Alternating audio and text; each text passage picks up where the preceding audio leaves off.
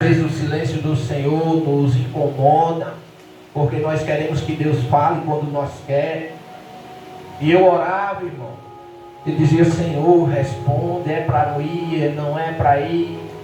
E fiquei naquela luta e fizemos uma vigília ali dia 11 de maio daquele ano. E eu disse: Senhor, se hoje o Senhor não falar, é porque não é para nós ir àquele lugar.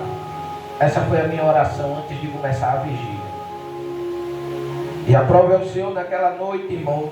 Começamos, era 10 horas, deu 11, deu 12, deu 1 da manhã, deu 2, deu 3 da manhã, 4 horas da manhã e Deus em silêncio.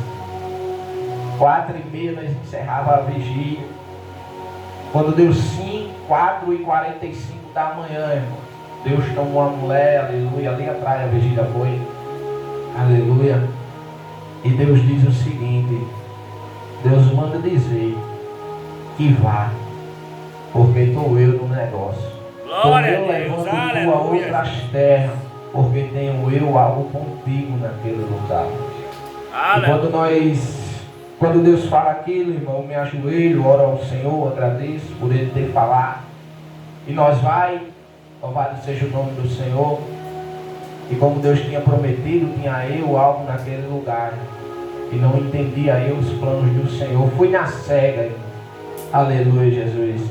Mas como Israel no deserto, confiando na providência de Deus.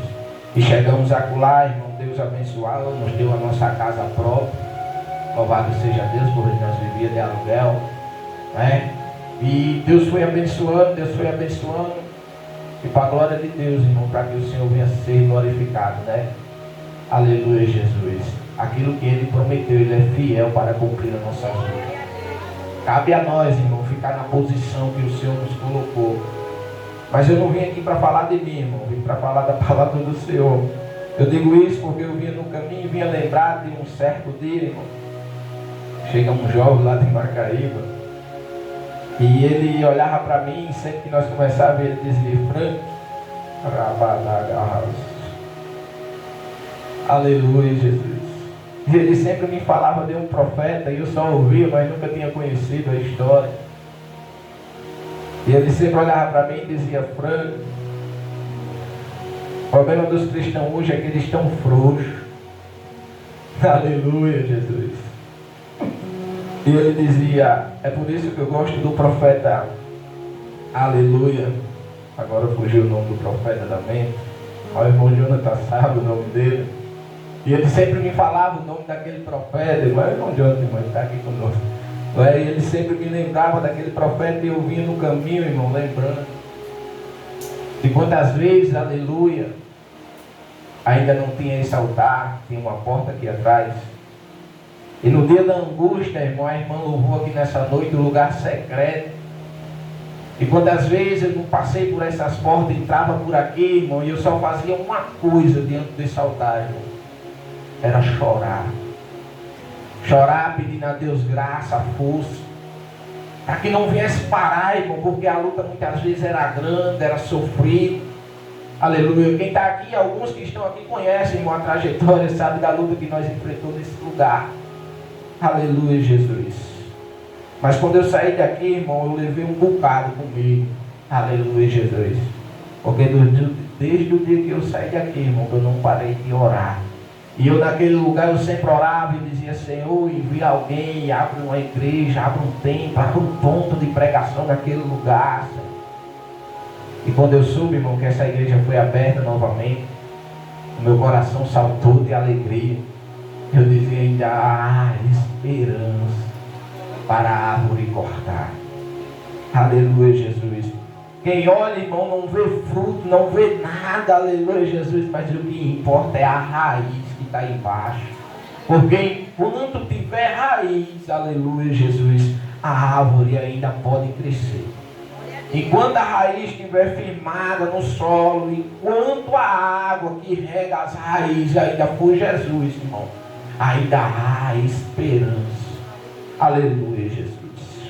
O texto que eu trago nessa noite, irmão, para nossas vidas, aleluia, Jesus, ele é conhecido de toda a igreja. Mas o Espírito Santo, aleluia, aleluia, ele fala de várias maneiras. E quando eu li ali, irmão, eu fui acompanhar as 3 passagens, porque são 3 passagens. É a ovelha perdida, a dracma perdida e o filho pródigo. E eu fui olhar, irmão, e eu observei algo. E a primeira parábola, ela retrata acerca de um homem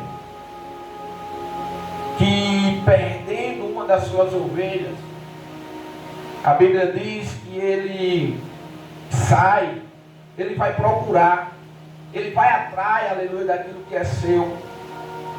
E eu lendo, irmão, o Espírito Santo bradava dentro de mim e dizia: isso era quando você estava no mundo. Aleluia. Porque quando eu leio Mateus capítulo 9, acerca da seara e os ceifeiros, a Bíblia diz que Jesus, olhando para a multidão, ele se enche de íntima compaixão. Quando ele se enche de íntima compaixão, ele diz: e eu olho para eles como ovelhas que necessitam de pastores. Era quando nós estávamos no mundo, irmão. Nós vivíamos como ovelhas desgarradas, precisando de um pastor. Aí João, no capítulo 10, vai confirmar dizendo, Jesus falando, dizendo: eu sou o bom pastor, que dou a vida pelas minhas ovelhas. Aquele pastor, irmão, ele tinha 100, uma se perdeu. Mas ele não se preocupou só com as 99. Ele disse: é uma, ainda é uma vida. Aleluia. Jesus olhou para mim e para você e disse: eu vou deixar as 99.